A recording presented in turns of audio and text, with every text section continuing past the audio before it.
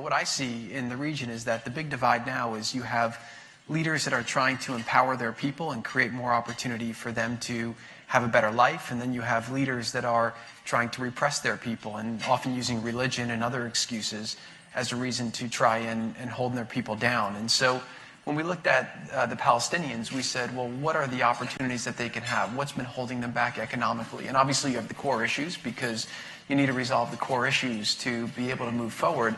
But what we started doing is building an economic vision for how do you take that region and push it forward in a more substantial way. And so what we will be able to put together is a solution that we believe is a good starting point for the political issues, and then a outline for what economically can be done to help these people start living a better life. And I do believe this, is that there is a greater division between the experts and the people who negotiate this and talk about this and work at the think tanks and work in the negotiations than there is between the people.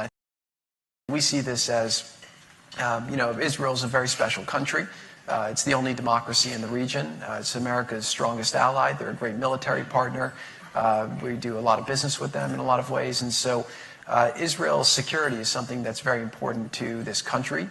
It's something that's very important to the president, and it's something that we want to see. We want to see that resolved. And I do think that a lot of what we'll do here, in order for Israel to be secure long term, they need to resolve this issue. I think it's very important. You have to make compromises in order to do that. I don't think anyone will question, if we do ask Israel to make compromises in our proposal, that we're going to ask them to do things that would put them at risk security-wise. I don't think the president would he would not take decisions himself that he would think would put America and the people who he represents at risk, and he wouldn't expect another leader to do that. But he also thinks that if you're able to help the Palestinian people have dignity and have opportunity and create a new paradigm and break this cycle, he thinks that that's within the whole region's interest and also in America's interest. People told me, you're crazy to work on this. It's not the right time. This is impossible. It will never happen. So I don't think there's ever a perfect time to do this. But I do think what we've been able to do over the last couple of years is put ourselves in a position where we do feel like now is a good time to put something out there.